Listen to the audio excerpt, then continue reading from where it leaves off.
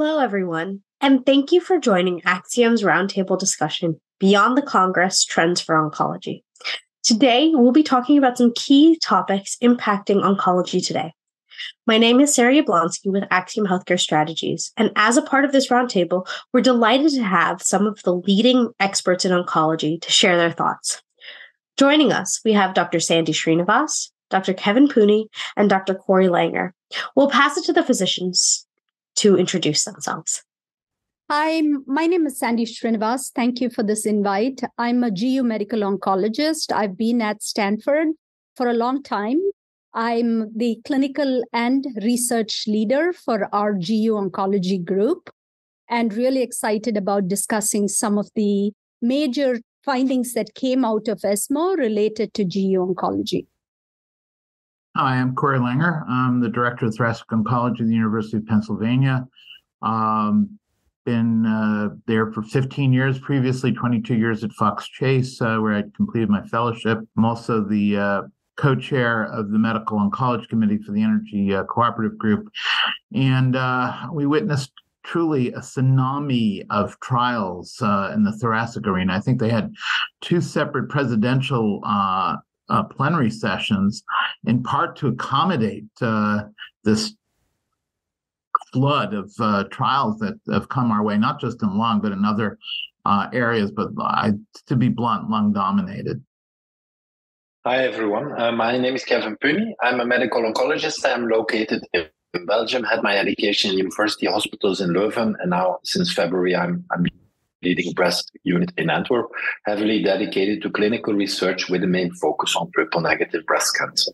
So also very, very happy to be here together with you to discuss the main data into the general oncology perspective. Despite ESMO 2023 has not been a grand cru as the ESMO for my colleagues in the lung and GU areas. Thank you, everyone, for participating. So we'll go in. We have a couple of topics for discussion today. So we'll start with the evolving roles of ADCs. I think that's something that we've seen a lot of movement in. We'll also touch on the future of HER2 and what that looks like today and what that might look like in the future. Also, this question of treatments moving to earlier lines of therapy. What does perioperative look like versus neoadjuvant and adjuvant? And then we'll have some time at the end for questions. So starting with the evolving roles of ADCs, and maybe we'll start with Dr. Sandy Srinivas. What role do ADCs play in GU today, and how do you anticipate that evolving, and what data was being discussed at ESMO that might relate? So ADCs have been an incredible new form of therapy for us in oncology. And I think it's really made a blast in urothelial cancer with the approval of enfortumab vedotin, which is an ADC, which is targeted against nectin with a payload with MMAE. And we have had enfortumab vedotin approved in the refractory space with a pretty incredible response rate and improvement in PFS and OS in the refractory setting. With its improvement in that space, clearly, as you said, it's moved on to earlier lines. And one of the most remarkable thing at ESMO, in my view, is the combination of enfortumab plus pembrolizumab, which previously received accelerated approval for patients who are cisplatin ineligible. But the standard of care for bladder cancer for more than 3 decades have really been cisplatin-based chemotherapy. So this trial, EV302, was a large randomized trial looking at more than 800 patients who were first-line metastatic urothelial cancer. They were randomized to either platinum-based chemotherapy or EV plus pembrolizumab. And I think for the first time ever, there might be a change in our treatment paradigm where rather than using cisplatin-based chemotherapy, EV plus pembro had an improvement in PFS with a hazard ratio of close to 0.5 in both cisplatin as well as in carboplatin patients. There was an overall response rate of 65% compared to 40s for cisplatin, most remarkable was a complete response of 30%, which is really unheard of for us in the urothelial space, and an improvement of overall survival of 31 months versus 16, so almost a doubling of OS with the use of EV plus Pembro. So really, I think, that's a trial. I've looked at it closely to try to see if I could poke any holes. Really an incredible study done quite well, that it'll easily replace our standard for patients with first-line metastatic disease using EV plus Pembro. That's a great overview, especially of the very impactful EV plus Pembro data that we saw. What does that mean for utilization in other lines of therapies or other ADCs that may be up and coming in bladder cancer or established, right? Sacituzumab govitecan is also approved in this space. Yeah, I think with EV Pembro moving to the front line, this clearly creates an opportunity for us or an unmet need for what second line and subsequent lines of therapy would be. EV is, we do have, as you said, sacituzumab govitecan is another ADC against TROP2 with a different payload of SN38. Again, an FDA-approved drug. It lends itself well to, because the side effects are quite different for the two drugs. With EV, we see a lot of peripheral neuropathy, and with sacituzumab, it's more neutropenia and diarrhea. So sequentially, those are good drugs to think of in this space. But I also thought at ESMO, there was a trial called the DAD trial. I don't think ever have we in oncology combined two ADCs. So they did look at the combination of enfortumab plus sacituzumab. Quite interesting. I mean, to combine two drugs, two ADCs. Overall, they had a pretty high response rate of close to 70%, but there was a lot of toxicity as well. So I don't think this is ready for us to jump into. But I just thought it was interesting that for the first time ever, we saw a combination of two ADCs. We can talk about ADCs in other disease that we are interested in prostate, for instance.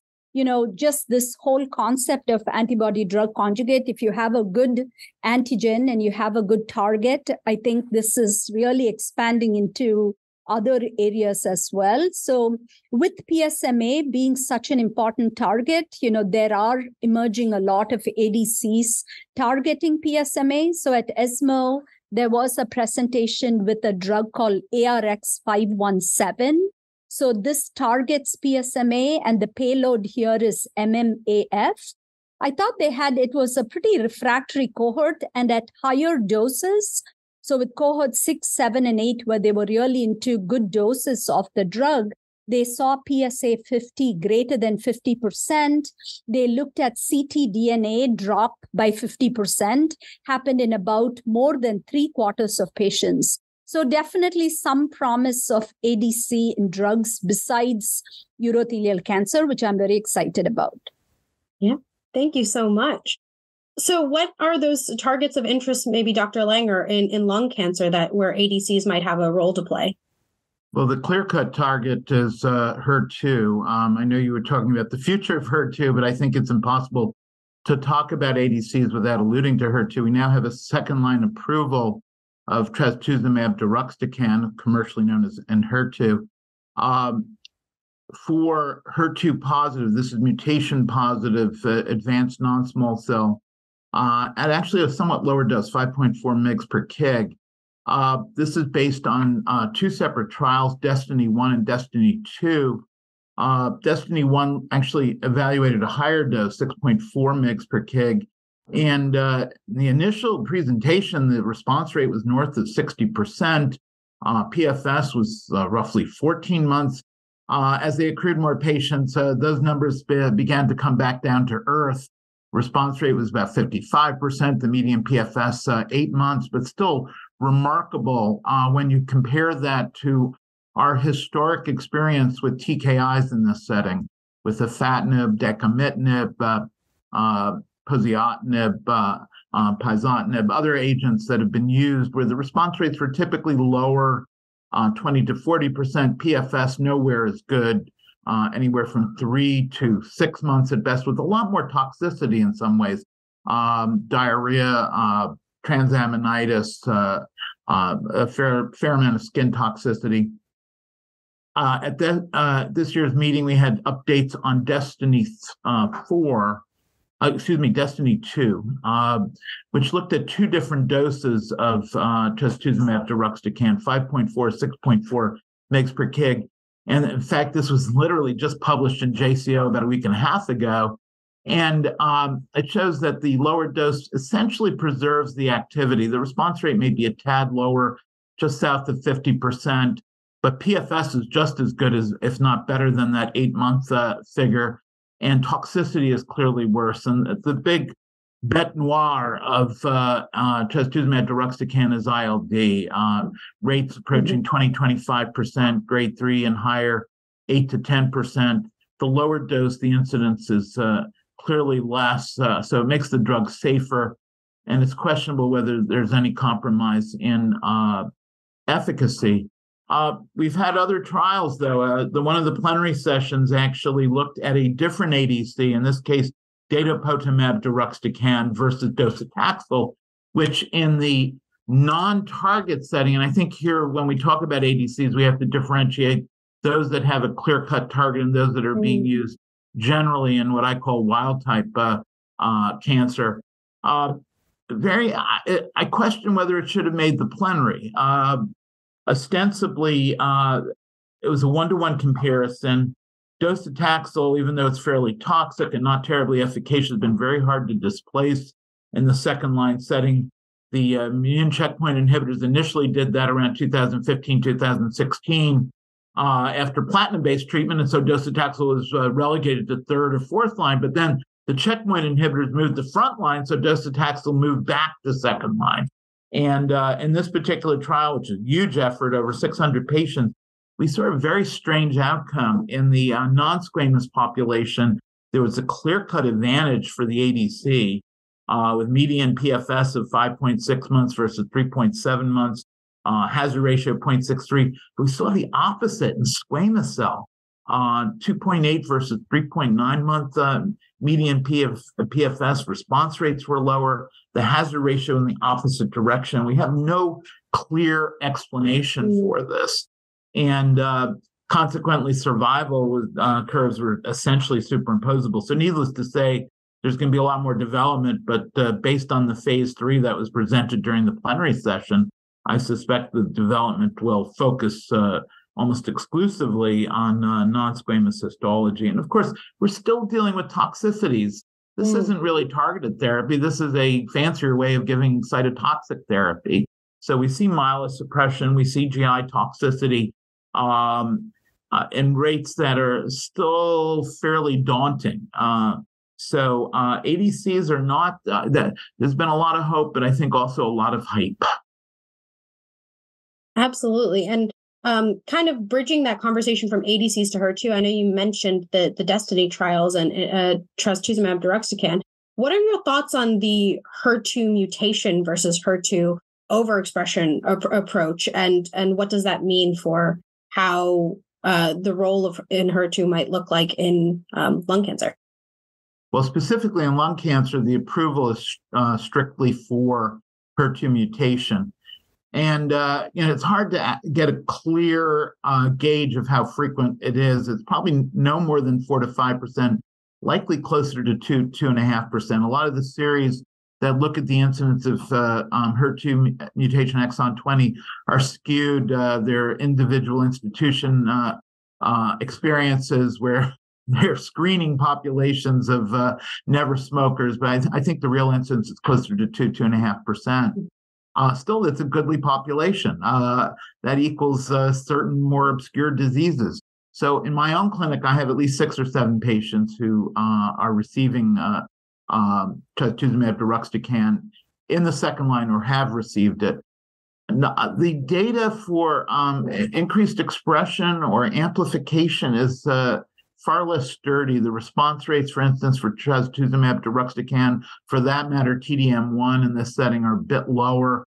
20 to 30%. They're nowhere near as durable. The median PFS on the order of 4 to 5 months. So it's a potential tool, but I doubt it'll be a breakthrough approach. And it's a bit ironic because we think of these ADCs, these antibody drug conjugates, as specifically targeting a particular overexpressed antigen or receptor.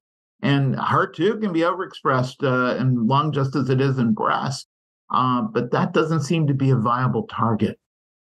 Interesting that you say that, because in bladder, there is a new development of a drug called DV, disitamab vedotin. So this came out from ASCO a couple of years ago, really came as a surprise. The drug was developed in China, and they looked at patients with urothelial cancer, both who had HER2 plus, 2 plus and above. And then they also showed patients with low HER2, like 0 to 1. And there was monotherapy data, and there was also therapy combining it with pembrolizumab, with their own checkpoint inhibitor. I shouldn't say pembrolizumab. But the data was pretty interesting. There was definitely a pretty high response in the 3 plus and above patients by FISH, by IHC. But there was also responses in the 0 to 1 for both monotherapy as well as the combination. So this is definitely moving forward in the urothelial space, looking at HER2 population. Curious, in the lung, was it based on IHC 2 plus, 3 plus? What were the most of those trials were 2 plus or 3 plus. Lung cancer, the breakdown to about 55, 60%, some degree of expression, 2 plus 25 to 30%, 3 plus less than 10%. Still not seeing great response. And now this was single agent. And you're referring to studies that are combining it with immune checkpoint inhibitors. So I think that would be an interesting approach. I've not seen data of that sort for non-small cell. Thank you. Yeah, and I'll ask Dr. Punie here to chime in on, we know that HER2 targeting ADCs are also have a role in breast cancer. So would like to hear your thoughts as well on what that looks like. Yeah, I think the main advantage or difference when we think about ADCs as compared to traditional targeted treatments, which ADCs are not, is that the target of our treatment does not need to be the driver of the disease to reach efficacy. And a concept which is closely related to that is the heterogeneity of the expression of the target. And we know that when we are looking to a true driver, we have higher degree of consistency between different disease locations. But when we're talking about a protein which is expressed but not driving the biology of the disease, which is the case for HER2 expression in the majority of solid tumors, not talking about amplification, so expression.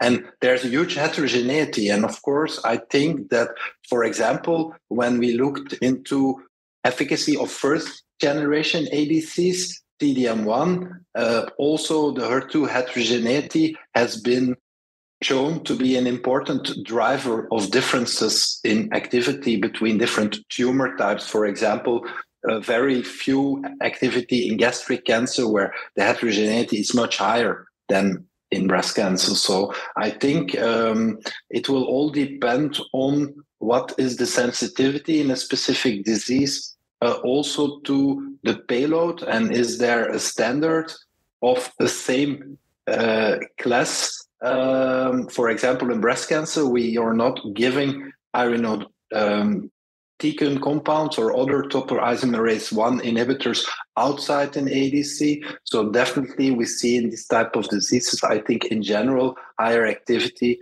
from ADCs based on payloads with cytotoxic mechanisms that are not present in the standard treatment paradigm. And I think that in breast cancer, unfortunately, despite ADCs have been game changers in HER2 amplified, HER2 low, and triple negative breast cancer, so almost spanning the whole breast cancer continuum.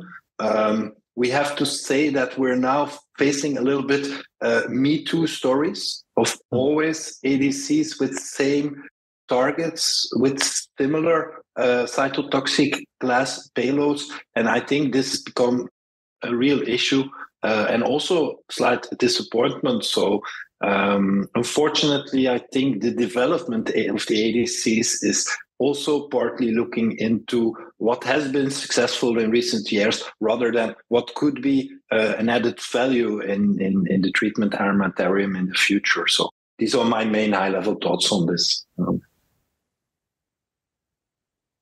I think that's really great. And I think you highlighted some interesting points, particularly about HER2 low, and especially thinking about kind of this pan-tumor approach. So in the areas of expertise that we have here, I think there's different levels of entrenchment of like where HER2 is today and where it's going to be going. But I'm curious kind of to all of you, what does the next wave of the role of HER2 look like? Is that HER2 low? Is that combinations? What do you envision that to look like in your respective tumor types? I mean, I can start off with bladder. I think in general in oncology, the idea is try to benefit a larger population, rather than just have it restricted. But having said that, I think it takes away from this whole idea of precision medicine.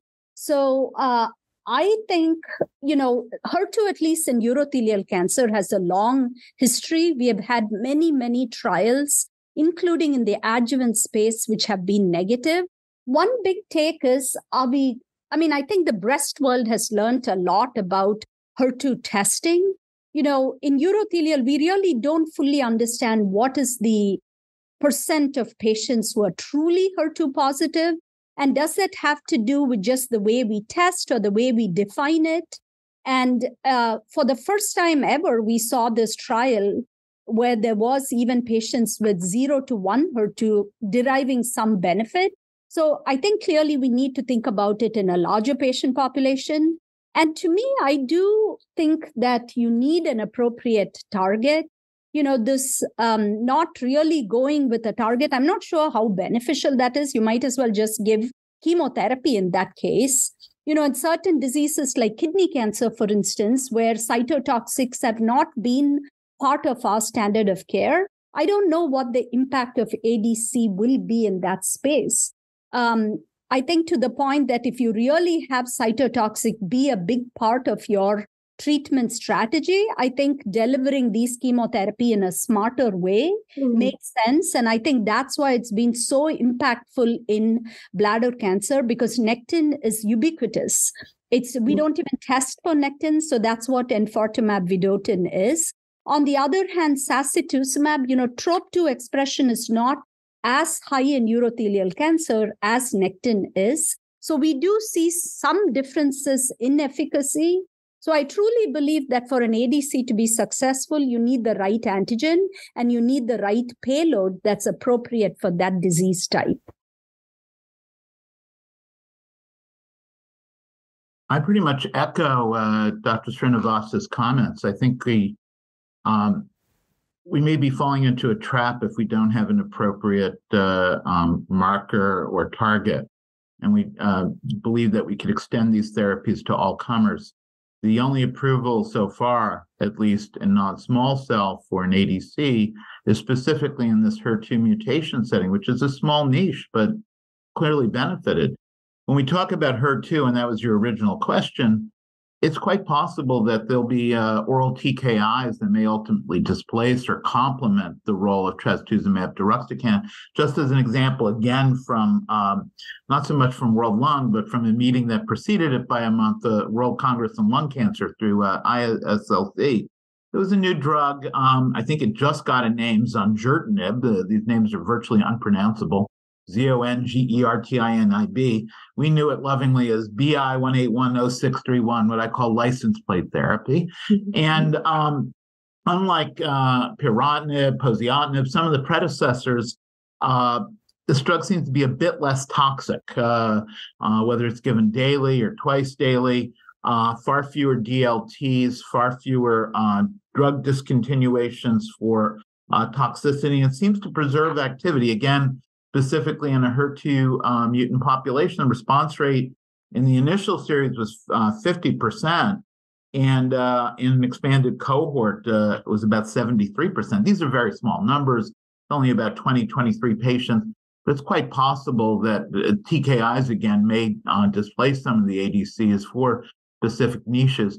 And I echo Dr. Srinivas's comments. The trope inhibitors such as datopotamab deruxtecan had very mixed results, as I mentioned earlier, in the second-line setting.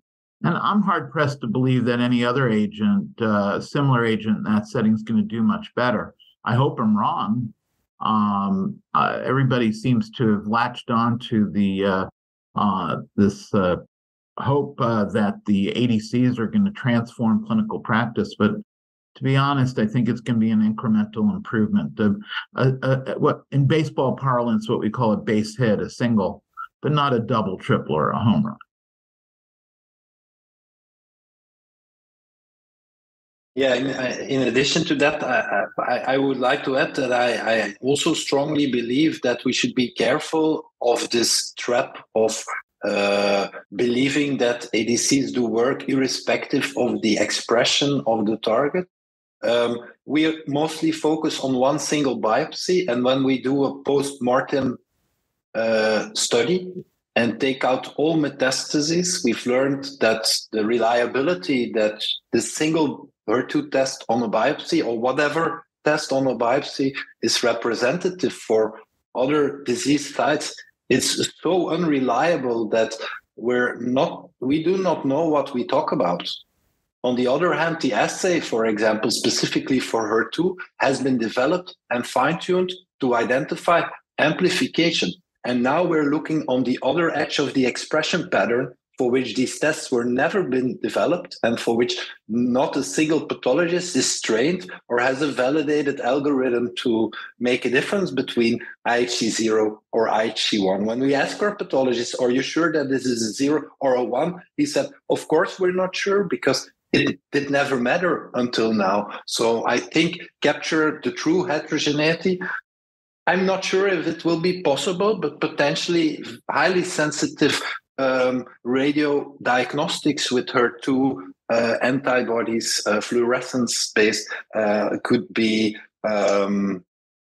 potentially even changing like the way how we look into now, looking in one single tiny biopsy and then declaring based on this single slide evaluation how the situation is throughout the body. So I think this uncertainty we have also in clinical trial populations is also driving these mixed results, that we also see signals sometimes in so-called populations with very lower absent protein expression. And therefore, I really think that this awareness about the heterogeneity is crucial, and can only hope that we'll have more comprehensive approaches of evaluating expression, albeit on CTC liquid biopsy-based assays, albeit on nuclear imaging methodologies, for which I know that there are some investigations ongoing whether these can capture also this lower expression. And for TROP2,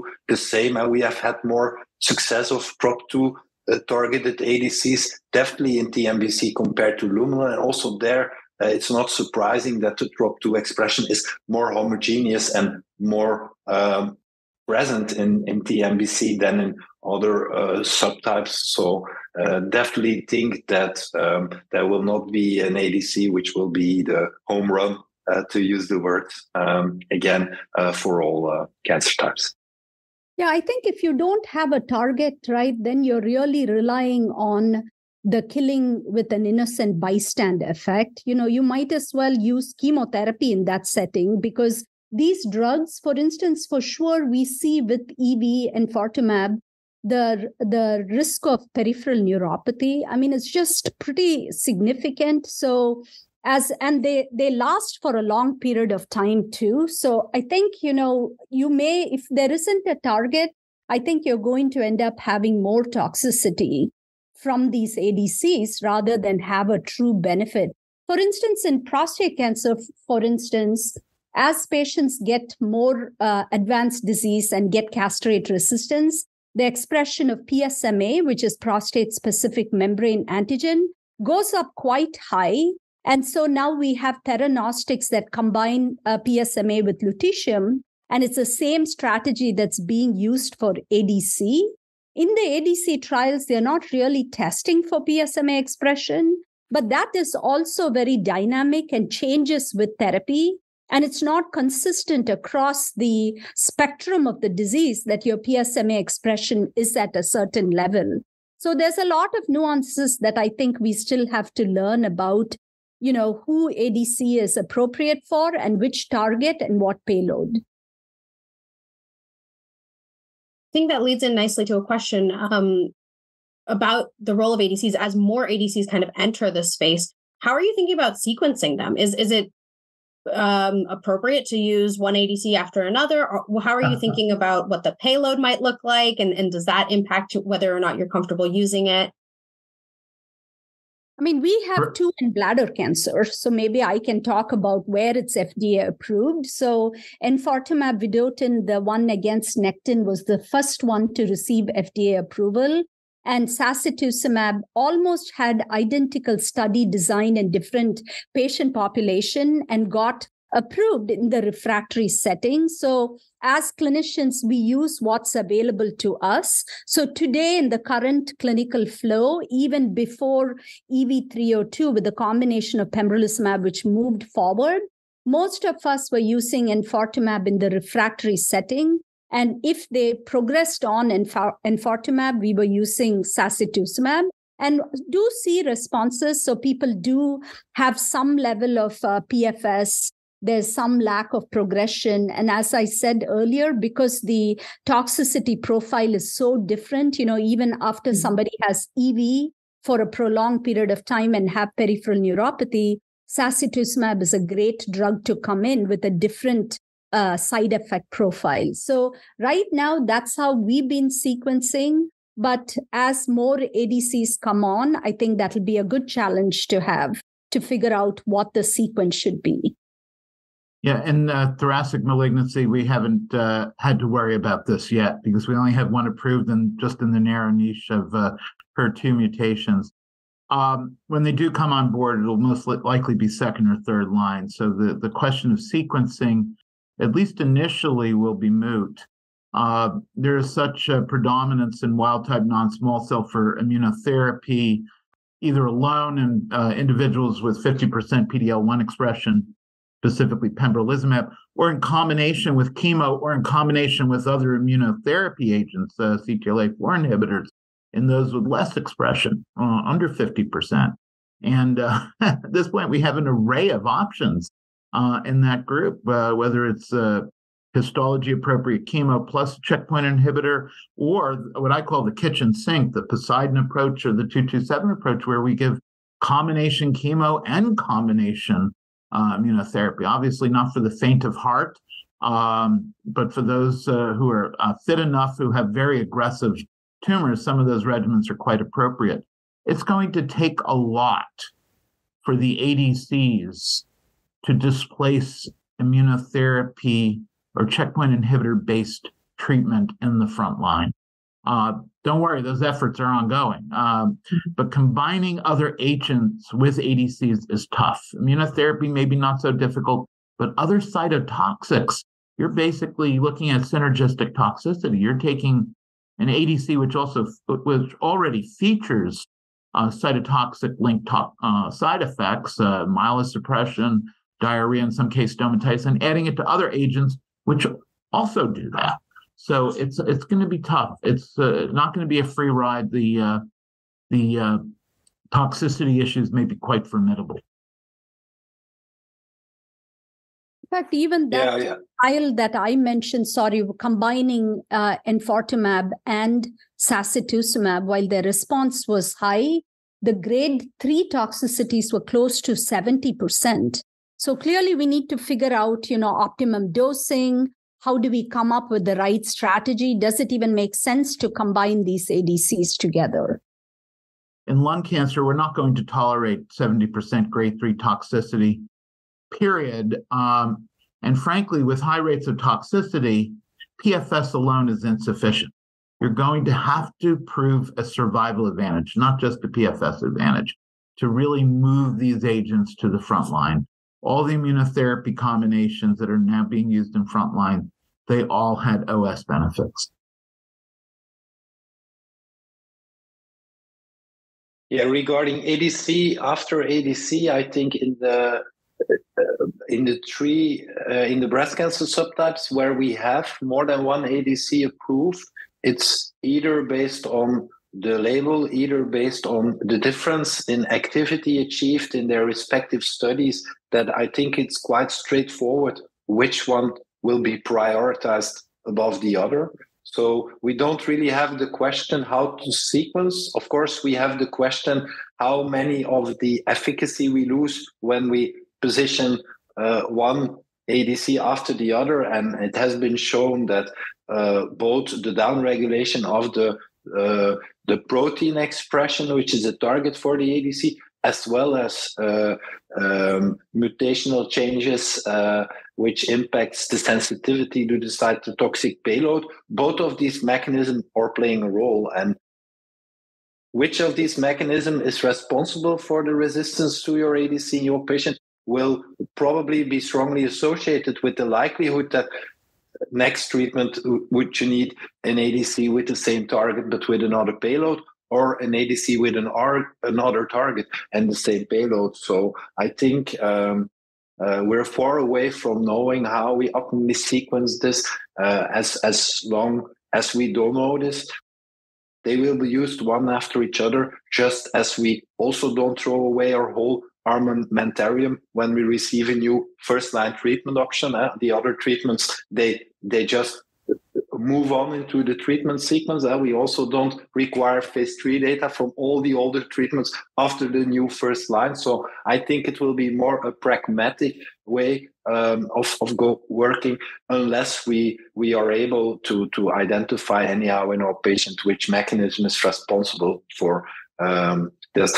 It has been shown already with the TROP2 ADC, after TROP2 ADC, that you still have a decent performance in diseases like triple-negative breast cancer who are strongly expressing TROP2, but that you lose at least part of your efficacy. So it will be all about giving the best value ADC, not only that one with the longest PFS, but the one with the best balance between tolerability and OS impact that will be the winner. And here I think the tolerability of some ADCs, when we think about systemic treatment in early breast cancer landscape, we induce, unfortunately, a lot of lifelong lasting, for example, neuropathy, and the fact that we have some ADCs emerging there who do not have this long-term safety effects as known now is also value of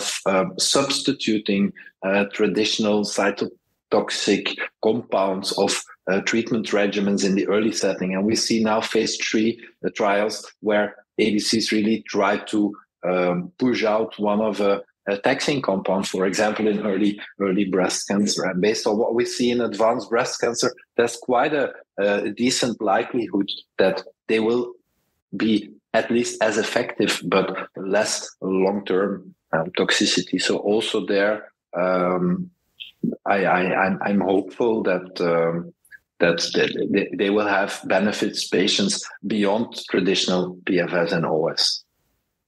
Thank you so much. And I think that leads nicely into our idea of thinking about earlier stages of therapy and what makes sense and what doesn't make sense, and how you're going to think about treating patients when you have options for potentially perioperative approaches versus kind of the more traditional neoadjuvant and adjuvant approach. So maybe we'll start with Dr. Punie. What are your thoughts on how to select patients that are most appropriate for perioperative approaches versus neoadjuvant or adjuvant? Well, I'm not sure if it's been defined what's the difference between perioperative versus combination of neoadjuvant adjuvant, because or separately. Sorry, just to clarify. Yeah. So perioperative versus neoadjuvant, or perioperative versus adjuvant only approaches. Sorry to clarify. Yeah. Well, we see more and more data And also in breast cancer, there's indirect evidence coming from a phase 2 trial in the sole adjuvant setting, which has been terminated based on a futility analysis, that when we think about using IO in the early setting, that you definitely seem to have the tumor in place, which makes all sense to generate decent anti-tumor immunity in a setting where you are not treating the tumor type which is most sensitive to currently available checkpoint inhibitors. I know that in the melanoma landscape, purely adjuvant studies have shown a benefit. But when we speak about breast cancer, this is totally not the case, and it seems that you really need to have a tumor bulk in there. So, but of course, this is focusing on IO.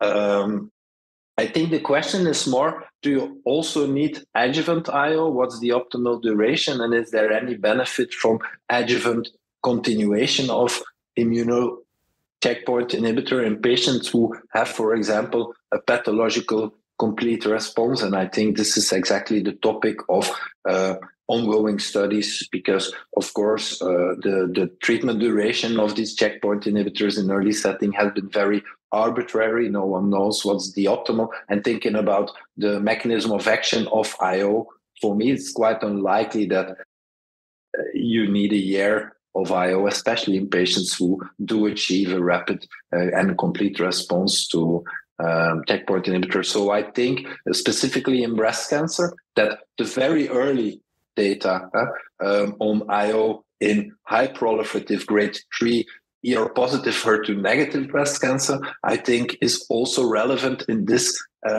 scenario. That also there, I think when next years we will see a confirmation of long-term efficacy there, that we will also see a switch to more and more neoadjuvant systemic treatment approaches also in breast cancer subtypes which have traditionally been approached by primary surgery. So I definitely think when talking about IO, the neoadjuvant setting is key. Is the adjuvant setting useful is the question.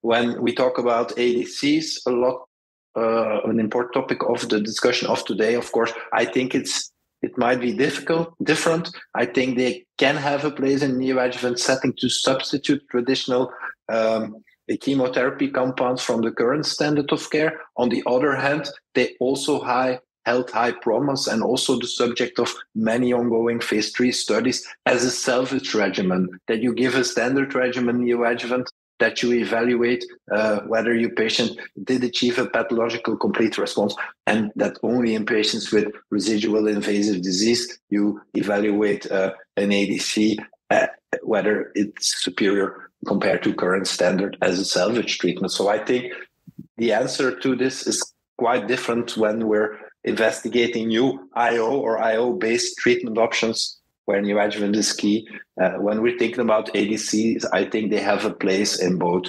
treatment settings. If I could follow on those comments, in the lung world, thoracic oncology, we're a good 10, 15 years behind breast cancer. This whole notion of resurrecting or reinvigorating neoadjuvant treatment is very, very recent, all within the last 2 to 3 years. But we may actually catch up and perhaps even go ahead, because not only do we have very compelling progression-free and event-free survival data, but we're starting to see survival data.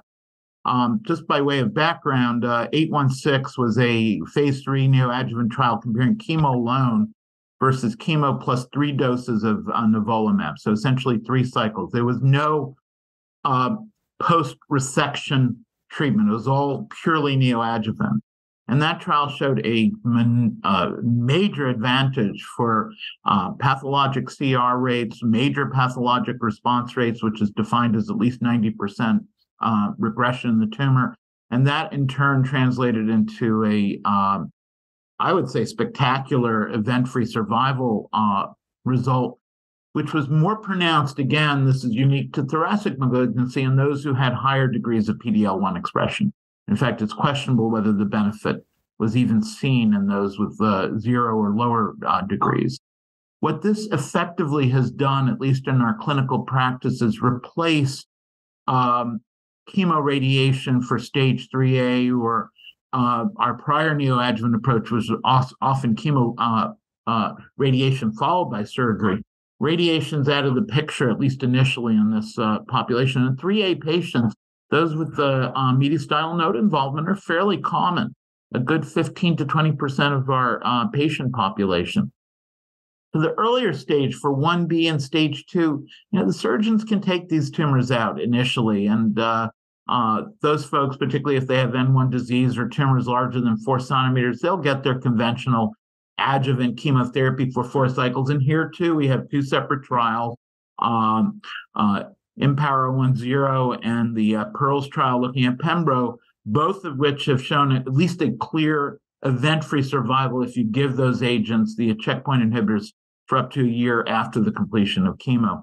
But probably one of the most important trials presented at this year's ESMO was an update on Keynote 671, which, for the benefit of the other participants, is the same. This is really a peri-adjuvant. So combination of neoadjuvant plus additional checkpoint inhibitor out back after resection. Essentially histology-appropriate chemo, so pemetrexed and platinum for non-squamous, gemcitabine and platinum for the squamous group, pembrolizumab grafted onto that for 4 cycles versus placebo. This took all comers stage 2, 3A, and 3B, so nodal involvement for the most part. And then after surgery, patients continued on pembro alone for up to a year versus placebo. And once more, the results were astounding. Major pathologic response rates were 30% versus 11% in the control group. Path CR was 18% versus 4%. Within 18 to 24 months, we saw a clear separation in event-free survival.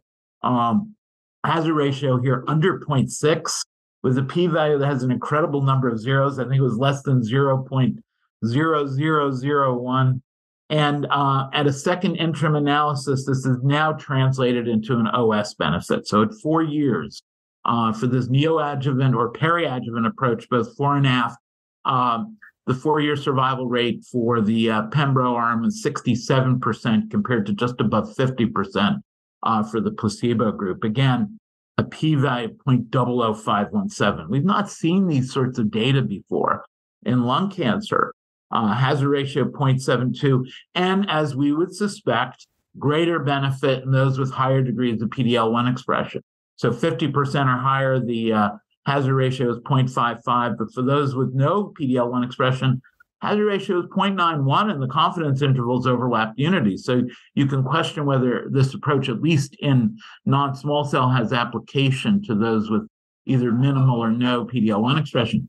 I echo Dr. Punie's comments about peri-adjuvant versus neoadjuvant alone. We don't know whether giving additional immunotherapy out back after resection really adds anything.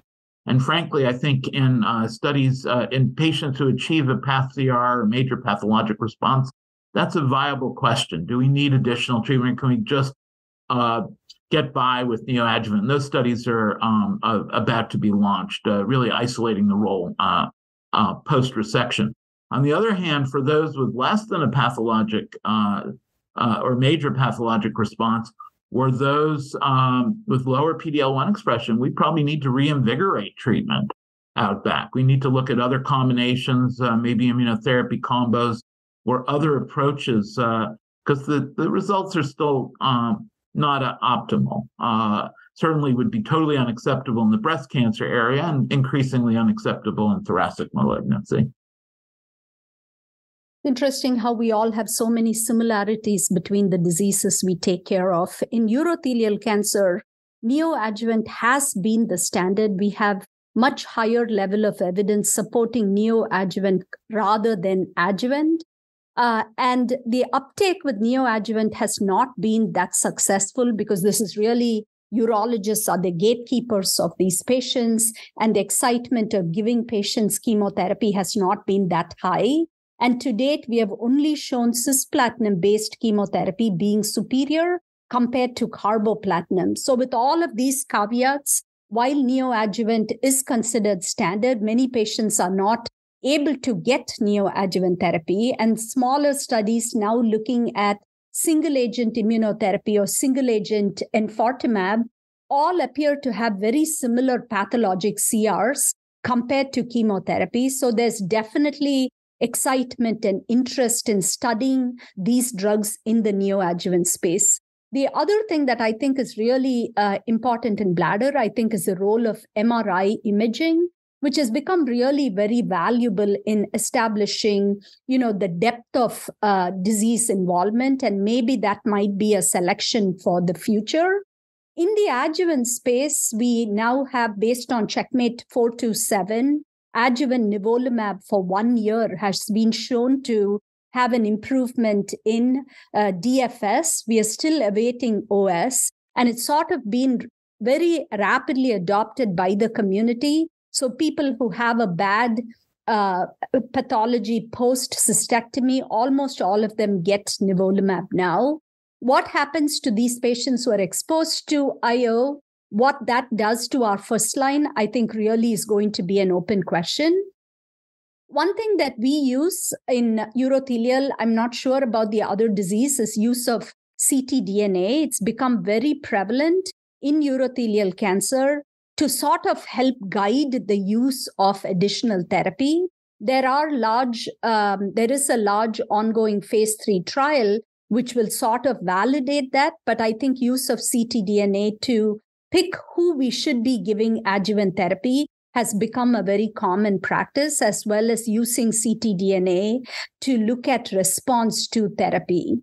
Like our other two discussants here, the duration of therapy post-cystectomy in the adjuvant setting is somewhat questionable, especially for people who achieve a pathologic T0. What is the value add of giving them more therapy?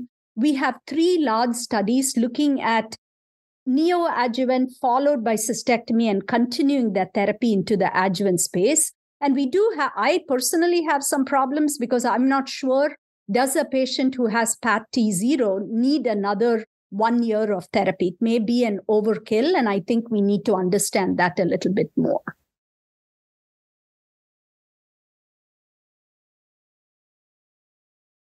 Yeah, I just wanted to add 2 comments to the early treatment setting. I think one, what we've learned from the implementation of immune checkpoint inhibitor as a standard of care for stage 2, 3 triple negative breast cancer is that, surrogate endpoints that have been accepted before to be strongly associated with the benefit from an add-on drug and with individual patient outcome at patient level, these surrogates like PCR improvements, they are not at all a good surrogate to measure what you add when you bring IO in. So this is, of course, something you can expect. We see even more benefits from patients from adding IO in patients who do not achieve a PCR. And what we have seen is that event-free survival benefits are larger than what you would expect only based on PCR benefits. So what is used to look into the added value of IO in the early setting? Unfortunately, only OS can there be the true game changer. And yeah, of course, when you see a huge benefit in EFS and your OS is immature,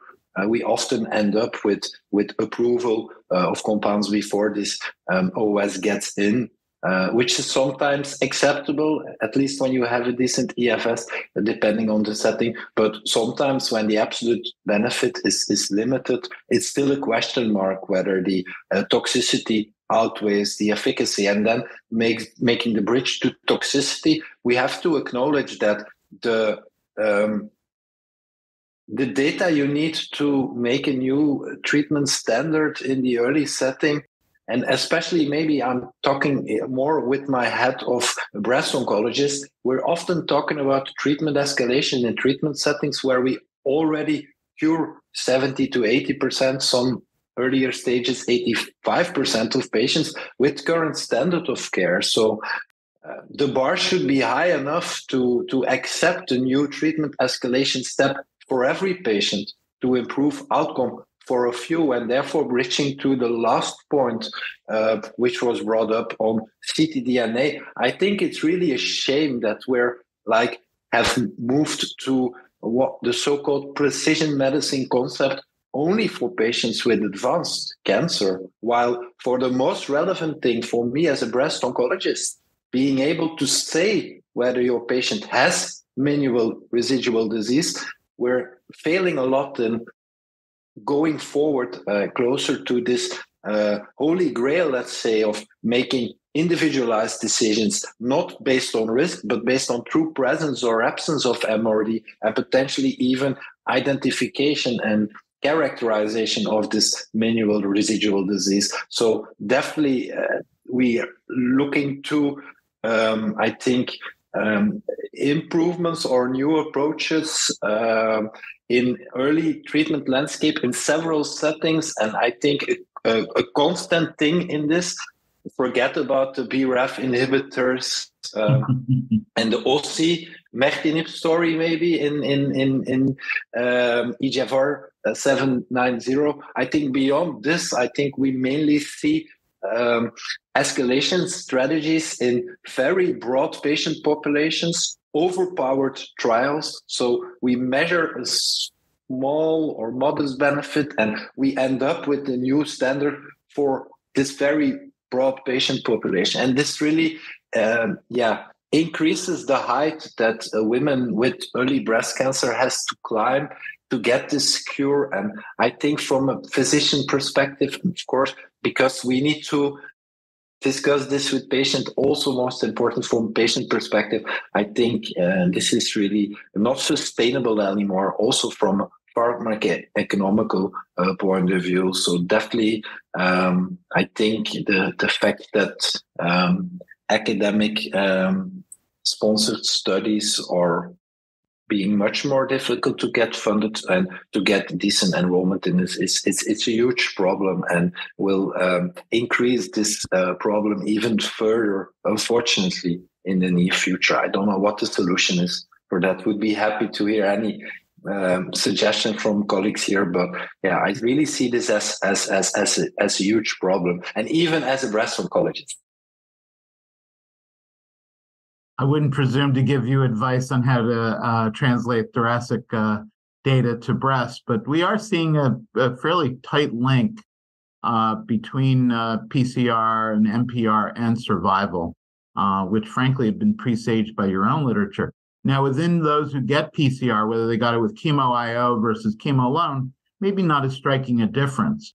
But remember, the PCR rates and the major pathologic response rates with the addition of IO to standard chemo is 4 to 5-fold higher than we see with chemo alone. So clearly benefiting a much higher proportion of people. When we go to the 816 trial, which is the first trial to show neoadjuvant benefiting in non-small cell lung cancer, we now have more mature overall survival data. And at 3 years, we're seeing a nearly 20% improvement in overall survival rates, from 66% to 85%, specifically in those with some degree of PD-L1 expression. The hazard ratio there is 0.37.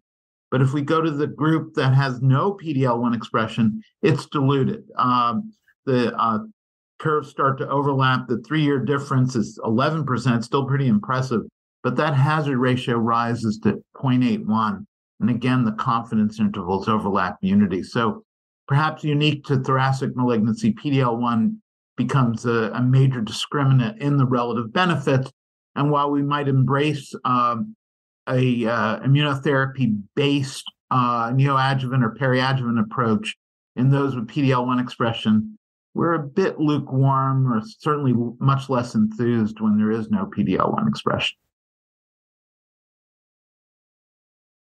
Dr. Langer, can I ask you something about PD-L1 expression? Because do you really believe it's a true biomarker? Well, it's a biomarker, but do you think that it's a surrogate biomarker reflecting something different in the immune microenvironment which is associated with the expression or PD-L1?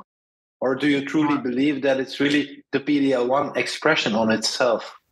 which make the difference. Because, for example, when we look to associations between predictive value of PD-L1 status in early versus advanced breast cancer, in triple negative breast cancer, there was not at all an association between expression and benefit in the early setting, while in the advanced setting, we only saw benefit in those expressing PD-L1. So for me, it's still puzzling whether it's not rather a bystander effect, which we capture and call like the predictive biomarker. But for me, it's rather unlikely that it's capturing the true immune-prone event in the tumor microenvironments.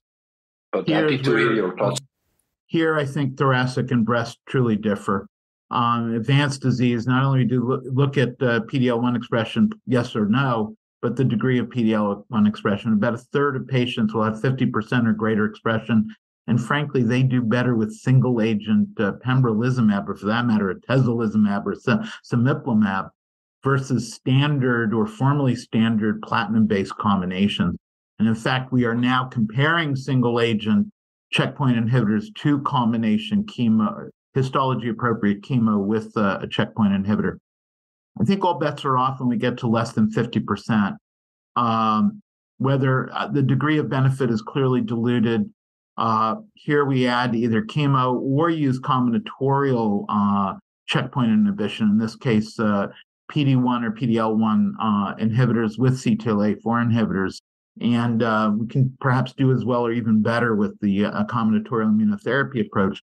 In early stage, it's for better or for worse, it seems to be distinguishing the therapeutic benefits of combined immunotherapy with chemo. There's still a trend even in those who have no expression, but the degree of benefit is magnified. It is much more pronounced in those with at least some expression and magnified further, much higher extent, much lower hazard ratios once we get to 50% or higher. So for better or for worse, it does seem to be a discriminant.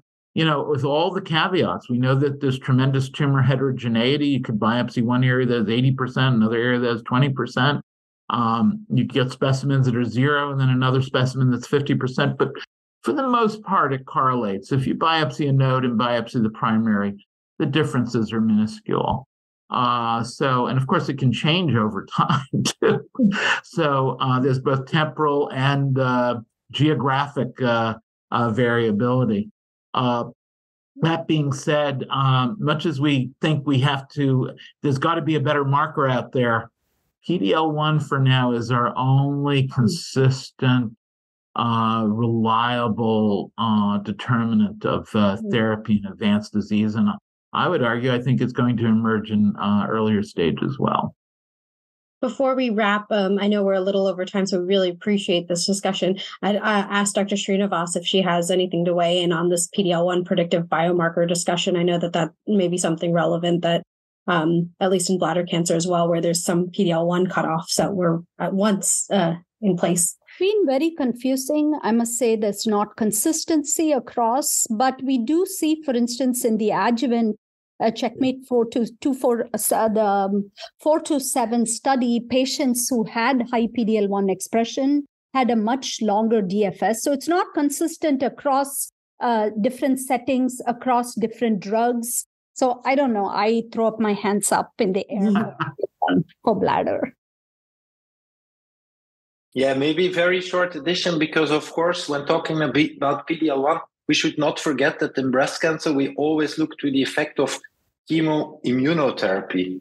And so, of course, this means that when you have a strongly PD-L1 positive tumor, we know that they are more sensitive to reach PCR with chemotherapy. That's what we know for PD-L1 expression. So a strong PD-L1 expressing tumor, when you give chemo alone, you change from PCR rates from 20% when you have very low PD-L1 expression to 80% with chemo alone when you have very strong PD-L1 expression. And of course, this biological effect can also dilute the value of PD-L1 for IO benefit in early setting, because of course, in these very strongly PD-L1 positive tumors, their chemotherapy probably does the job it needs to do. And there you might lose the ability of adding value from your checkpoint inhibitor, not because it might not work. Maybe as a single agent, it could have some efficacy, but you don't add efficacy to what you're already giving. So I think it's an interesting concept, and I think a totally different interpretation, whether you look to IO versus chemo or benefit of IO adding to chemo. And probably in early TNBC, the more I think of it now, also this thing is also driving the fact that there is discordance between both, and yeah, it's probably still relevant. We don't not know how exactly to use it yet. Yeah. Final thoughts, Dr. Thoracic, or non-small cell is distinguished from breast. We don't see that discordance. PD-L1 does not predict benefit from chemo. Maybe that's why we are seeing a relative predictive benefit based on the degree of PD-L1 expression for the incorporation or addition of immunotherapy. So all I can say is, at least in the thoracic world, we have had a tsunami of positive clinical trials that, to be blunt, I would have never anticipated 10 or 15 years ago, that have irrevocably altered the therapeutic landscape. It's quite impressive.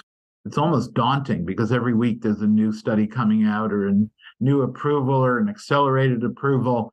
And even for those of us who really are thoroughly entrenched in the thoracic world, who really don't deal with other malignancies, it's hard to get your head around all these data.